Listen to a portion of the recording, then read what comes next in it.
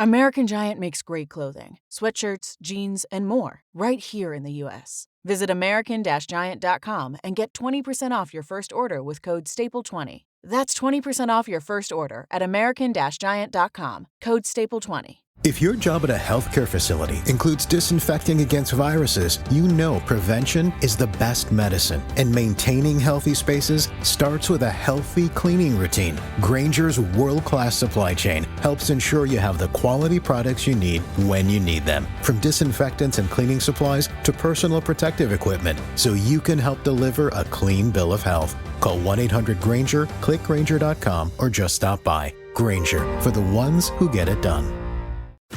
If you work in quality control at a candy factory, you know strict safety regulations come with the job. It's why you partner with Grainger. Grainger helps you find the high quality and compliant products your business needs to inspect, detect, and help correct issues.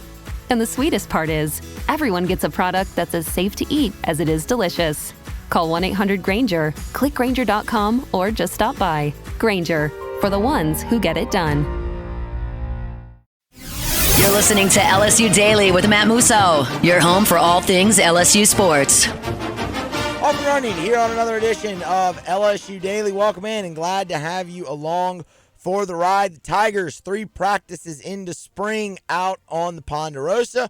We will update the latest there. Brian Kelly with his first media availability on Wednesday morning. A couple of interesting things. Obviously dealing with Kyle Williams, the new hire at D-line coach, but also kind of want to dive into the LSU running back room a little bit as Brian Kelly spoke on Harlem Berry after the 5-star freshman's first couple of practices out there with the team, and it was pretty encouraging, but also when you look at what LSU has coming back in the running back room, that is a very interesting position for LSU here in 2025. One that could be a giant X factor on this team. So I want to dive into that. Of course, LSU baseball, they open up SEC play on Friday evening at the Box. Welcome in Missouri. Want to kind of do something here that I did on Musso at the Box. We did a Q&A there with the listeners, and somebody asked to rank the bullpen arms, who you trust most, down to, who still needs the work. So kind of want to run through that here as well. I really liked the question. I really liked the exercise. So we'll do that as well as the Tigers get set to open up conference play. Be sure to subscribe if you have not already on your favorite podcast app. Just search LSU Daily. It'll pop up right there. Share, like, follow me on social media, Twitter X at Musso Matthew, Facebook. You can find me there as well. All of that is greatly appreciated. And let's go ahead and dive right into it. As I said, we will start with LSU spring football. 3 practices in now for the Tigers. Brian Kelly meeting with the media for the first time. And we'll start with his comments on new defensive line coach Kyle Williams. This is a hire that really, really intrigues me because obviously, we all know Kyle's resume with what he did at LSU, national champion, from Ruston, goes to the NFL, 13 years, the Buffalo Bills, comes back to Ruston, coaches the defense there for 5 years, and they're arguably the best defense in the state, and they end up winning a state championship. A couple different guys from his defense end up at LSU, like Ahmad Bro, obviously Aiden Anding, who's going to be a freshman here in the fall. So we're all very well aware of Kyle Williams, and for that regard, everyone loves the hire, but there is the fact that he's never coached in college, he's never had to recruit in college, all of those things, so it comes with a risk, like all hires do. So I'm very intrigued to see how it plays out. Brian Kelly, in his open Wednesday when he met with the media, just kind of beat everybody to the punch and gave his thoughts on Kyle Williams before he was even asked a question about him. He'll be, as you know, coaching our interior defensive line. I think it's well chronicled his playing career here at LSU, and then 6-time Pro Bowler, 13 years in the NFL. Certainly brings an impressive resume to the position, and just quality individual, high character, and somebody that really is who you want recruiting student athletes here to LSU. So really excited about his addition to our staff. So he says all the right things there. It's a lot of, everything that you'd expect the head coach to say about the new guy that he just hired on his staff. And he would also go on later in the press conference to talk about, what has stood out about his coaching ability and, on the field. And BK said, likes it. He's spent a little extra time on Wednesday around Williams just to kind of observe and things of that nature. He talked about how great, good of a technical coach that he is. He was asked if stability played a factor in that hire, since you've had, 9 different D-line coaches here in 5 years or whatnot. And if that was something that they liked and saw for a future with Kyle Williams, he said yes. But it was the end of that cut that we just played where he talked about the type of guy you want recruiting players to LSU. And that's where so much has been made because he's never done it. Right? And he's definitely dealt with the recruiting side of college football, being recruited himself, being a defensive coordinator in high school ball, and like we said, sending 2 players to LSU. He's dealt with coaches in that realm, so he's familiar with it, but he's never had to be the one actually going out there and doing it. And that was obviously something that everyone lauded about Bo Davis, and we talked about that here when Bo Davis left for the New Orleans Saints. And Brian Kelly was asked later in the press conference if there is any concern over losing defensive line recruits and or current players on the team now that Bo Davis has left and gone on to the NFL. Relationships are built with a position coach, but I think we do a really good job here of not putting it all on one coach. So when we talk about recruiting, the player is touched by so many different people. And I think that's important in recruiting. If you're going to a place just for one person, you're making a mistake. That doesn't mean you don't have a lead recruiter and you have a relationship with them, but coaches leave. Coaches move on. And if that's the only reason why, you need to really, really evaluate why you're going to that particular institution. Certainly there were phone calls, and Kyle got on the phone with any of our recruits and spent time with the players because you start a new relationship. But it's the football program at the end of the day is put under the spotlight, and we feel confident that that will stand up in most cases. So I actually agree with Brian Kelly there, and I think there's a few different other avenues even to look at this and say, Kyle Williams has the leg up here.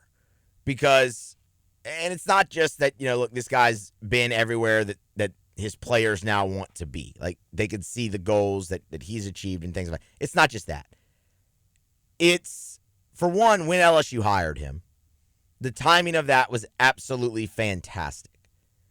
You got this done before spring practice started. So now he's able, day one, to get out there and work with the current players on this team. They're able to go through 15 practices with him, learn from him, see his style, build the relationship, build the trust that, yes, this guy can develop me and get me to the next level. And I think that's massive. That's huge, considering LSU could have had this drag on. And I don't think that really would have been a surprise given the instability that they've had at that position, coach, in that spot. But they got it done, and now Kyle Williams was out there day one of spring ball, working with the guys, building that trust, building that relationship, and showing that, yes, this is still the place for you. So I think that that's huge. And in the same regard, players have that ability to work under him, be coached by him for 15 practices, and make an informed decision on their future. Because you will have the spring portal window. So that goes hand in hand. But I think LSU getting him in that early does benefit them. And the other thing is what Brian Kelly said there in that cut, where ultimately it's LSU. And that echoes something that we talked about when Bo Davis left, and we addressed that for the first time. LSU, without Bo Davis as the defensive line coach, has put out some really good interior defensive linemen and put really good players into the league at that position. look at a guy like Devon Godshaw, Michael Brockers. That's just too recent. We could go through plenty more at that spot that you had. Drake Nevis, Al Woods, who's I think still playing in the NFL. You've recruited really talented players, and you've put them in the league still. So, yeah, the LSU brand's going to carry a lot of weight there, especially with local guys, but even guys over in Texas and things of that nature. So, I'm not really worried about that there. And then there's always the transfer portal. Like, recruiting has changed. So that's an area that I think LSU is still plenty safe enough in recruiting for that regard. And again, I think they have a strong chance at higher retention with the players already on the team because of being able to get Kyle Williams in there so early. All right, switching gears now, but sticking with LSU football, let's talk about the running back room. Because this is a spot where I looked and I saw, man, look, you're losing veterans in John Emery and obviously in Josh Williams. And I thought, man, would LSU actually go snag somebody in the portal? Just a veteran back to bring in. Not necessarily a guy who's going to start or even take lion's share of the reps, but a veteran back that can kind of anchor that room. Because you have Caden Durham coming back, and look, that's huge. He grew up in a hurry as a freshman in 2024. You obviously had Harlan Berry, a 5-star, and then JT Lindsey, a high 4-star coming in. Caleb Jackson is back, but you just lack that veteran presence. Well, LSU didn't do that, and I can understand why. I mean, you've got plenty of talent in that room, and you're expecting guys like Durham to take the next step, and we'll talk about that here momentarily. But the talent is really what stands out there. And you have Durham in spring, and you have Berry in spring, and you have Jackson in spring. Trey Holly obviously dealing with his legal situation. Hopefully that is resolved soon enough. And JT Lindsey will arrive after spring graduation from high school. But, of course, all eyes are going to be on Harlan Berry. Harlan Berry, number one player in the state of Louisiana, number one running back in the country, 5-star guy, consensus out of St. Martin's. We know the story. Dynamic athlete, guy who can impact the game, running the ball, receiving the ball, returning the ball, and kickoff and punt, all of those things. Like, he is a guy who will get, touches, but rack up, maybe not the large amount of touches, but rack up large amount of yards. That's always been the, kind of the scouting report on him coming out of high school. It's interesting, yes, he prepped at a lower level high school, so stepping up to the competition. That's kind of how this question was framed for Brian Kelly. And in framing it that way, he was asked on his early thoughts on the 5-star. And, man, I just loved this answer. It's a longer answer. We're going to play all of it because I just loved this answer. I'm pleased with some of the little things that you need to see from a running back. And that is, for example, we run a lot of inside run drill, and that requires you've got to hit it up inside and you got to slog it away, and 3 or 4 yards is a good run. A touchdown was a good run in high school for him. And so you don't know how these guys handle that, right? He really clearly understands the running back position is one where sometimes a 3-yard run is a really good run. Today, for example, he had a chance to maybe bounce a play where he really crammed it inside and took the 3 or 4 yards, and it was the right read. You really don't coach those things. You just have a knack for them or you don't. And so those early indications are really positive. He's got to keep building in the weight room. He's got to build a coat of armor. He's got to get stronger. But it's a nice thing to see when you don't have to coach every aspect of a particular player, and that's Harlan Berry. How can you not love that? They're 3 practices in, and the early returns are great on a 5-star who you're expecting to be a huge part of this team. And a guy who, just to hear Brian Kelly explain the understanding of the position. And I'll tell you why I loved that so much, because it reminded me of an answer that Joe Sloan gave last spring, or it might have been in fall. No, I think it was spring. Last spring about Caden Durham. Or no, It would have had to have been the fall. It would have had to have been the fall. About Caden Durham coming in. And he talked about how his understanding of the running back position already. It's very similar to what Brian Kelly just said about Harlem Berry. And I love that the line of you can't really coach that. That's instinct. That's the natural instinct of a running back position. If you have that vision, you have that that feel, and you know the right read already, and in that offense that you're learning, that's massive going forward. That should just excite you even more about Harlem Berry.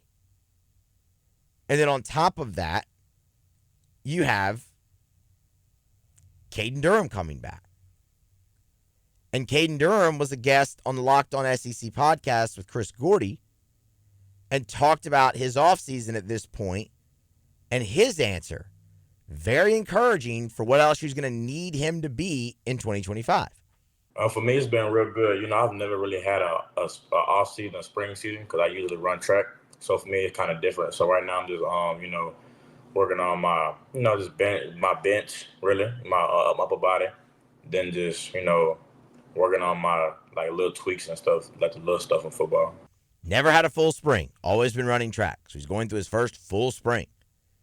And you heard him working on the upper body, working to get stronger. Later in that interview, you should go check it out, Locked On SEC. Later in that interview, he talks about having to learn how to pass block last year and continuing to, improve there.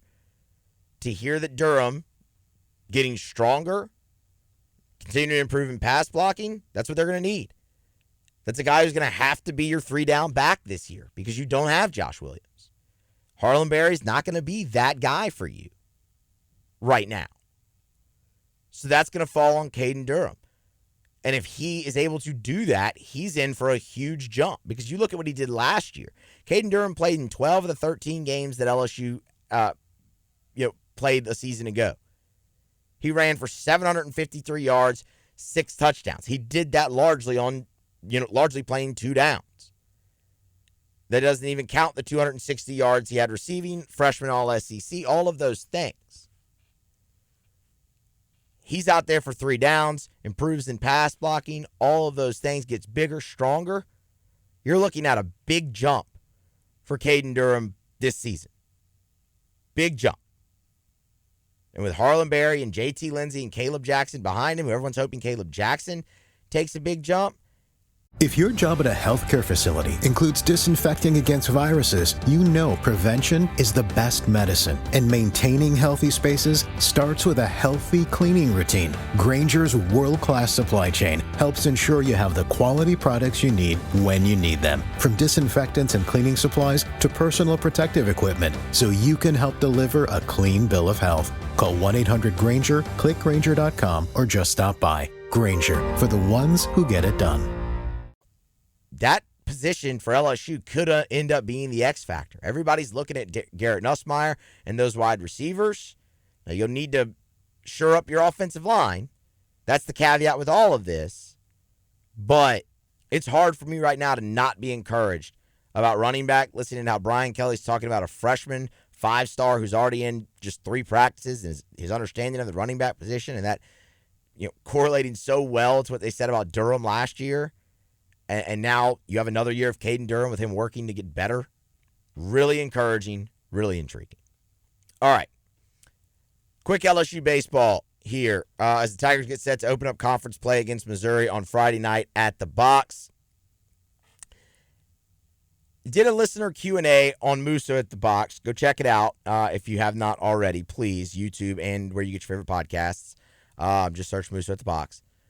And the first question that we answered on that show was ranking the bullpen arms, ranking the relievers. And I loved that because it's clear right now that LSU feels great about their starting rotation. So the bullpen is the part of the pitching staff talked about most right now. So I separated guys into 3 tiers. Let's go through it. Tier 1, your top tier, your S tier, if you will. These are guys that I look at and I have no doubt.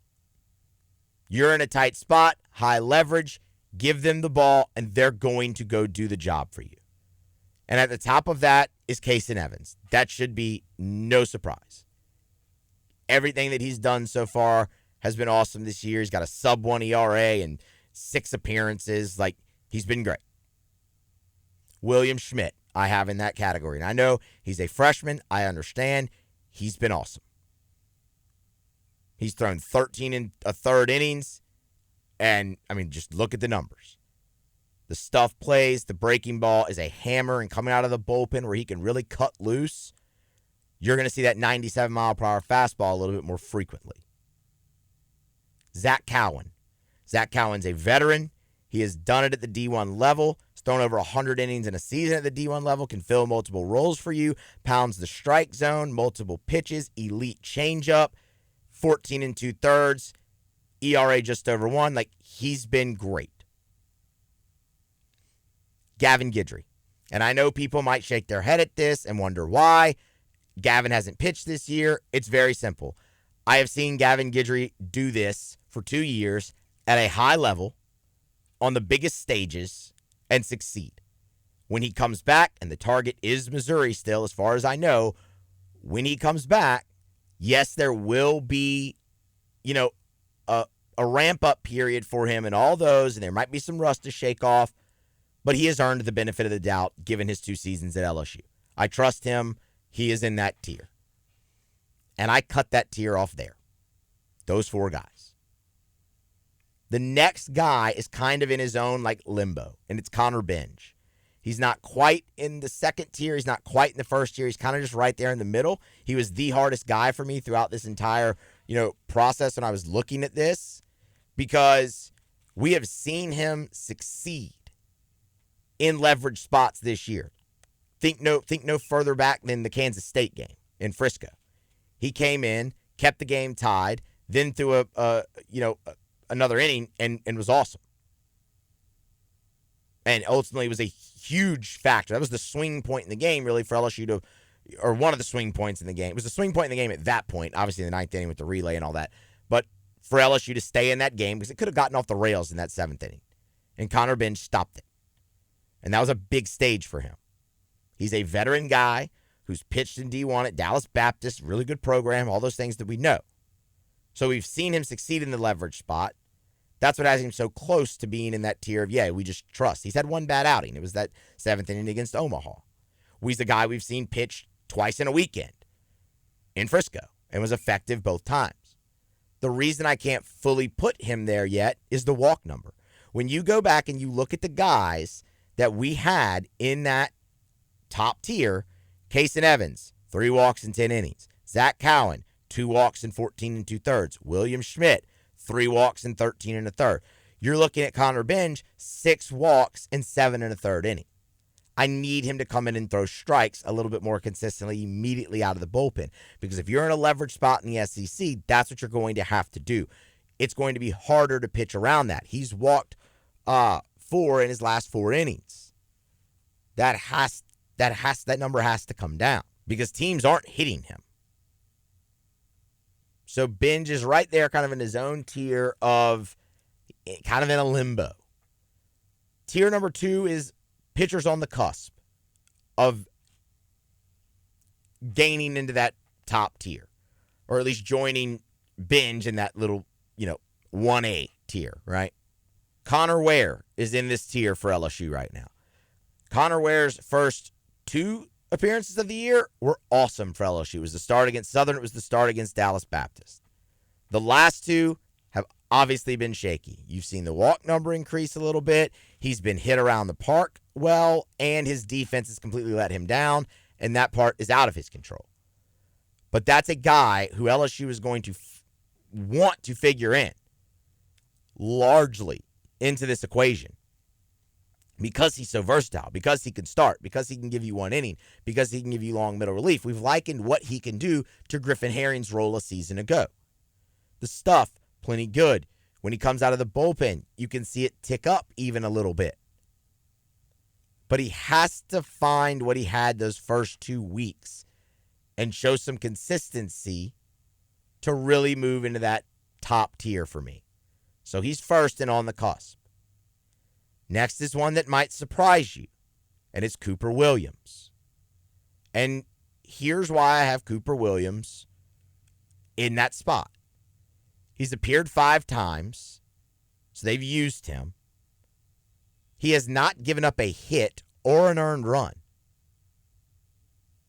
But he's walked 5 guys in 4 2/3 innings pitched with 6 Ks. The walk number has to come down. Now, obviously we'll see him, and he'll face, higher level competition here going forward, or maybe they'll just continue to use him in the midweek until he can get the walk number down. But for me, it feels like the walks, the command, is really the last thing that he needs to improve.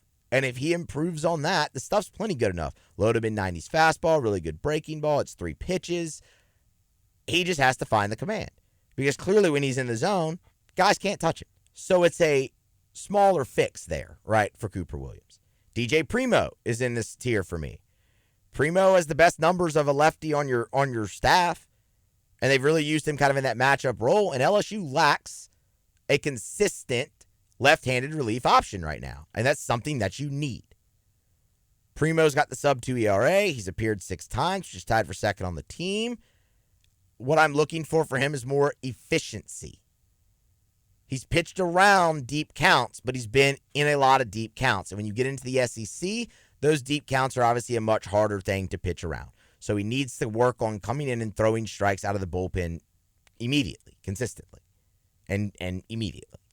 You're coming in to get that guy, right? Or you're coming in to get a couple lefties in a row. Maybe a full inning of work at times. That's what I've got for you in that tier of guys I think are on the cusp. Next tier is guys I want to see more of, so they can earn their way forward. First in that tier is Maverick Rizzi.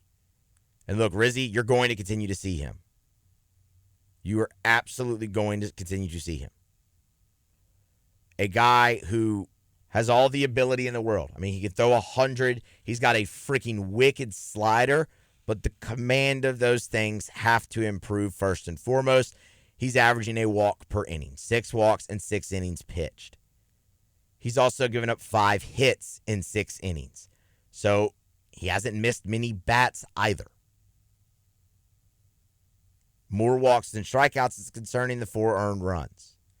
I thought his outing on Tuesday against Xavier was a really nice step in the right direction. And I'm encouraged by that for Maverick Rizzi going forward. But when you compare him to a freshman like Cooper Williams, I look at it with all the data that we have currently, which is just 18 games, and I say, okay, it looks like a guy like Cooper Williams has less to fix. But Maverick Rizzi, they're going to continue to run him out there, and you're going to see him this weekend in the SEC against Missouri. And I will be very, very interested to see if he can follow up the outing that he had on Tuesday. Next in that is Jaden Newt. I think Jaden Newt could be an absolute X factor for this team. Love the stuff. His last few outings have been really, really good. He is tied for the team lead in appearances right now with 7. So obviously I love that. Walk number needs to come down a little bit for Newt. So we're working on that there as well. But he's been tough to hit. And it's a very loose, repeatable delivery. The fastball's up to 95. I like the stuff. But it's 8 total appearances in college. So we need to just see it more. 1 a season ago, 7 so far this year. You're looking at 6 2/3 innings total. So just need to see a little bit more from him. But I think he can absolutely be an X factor. And then it's the rest of your arms that are lumped into that group. Jacob Myers. Obviously, the walks have to improve there. Because he's like Cooper Williams. They can't hit him. He hasn't given up a hit all year, but he's walked 7 in 4 innings. He's also struck out 7 in 4 innings. Grant Fontenot, Cade Woods, Chandler Dorsey, all those guys factor into that lower tier where I think they get a chance to continue to work, but maybe it's in the midweek, except for guys like Rizzi and Newt, and see if they can't earn themselves spots on the weekend and roles on the weekend. So that's where I kind of rank the LSU relievers as they head into their first week weekend of conference play. The 30-game gauntlet, y'all. The real season. It starts on Friday, 6:30, first pitch at the box. That's going to wrap it up here on LSU Daily. Be sure to like, share, subscribe, all of those things. Greatly appreciated. Follow me on social media and be here next time for more on LSU Daily.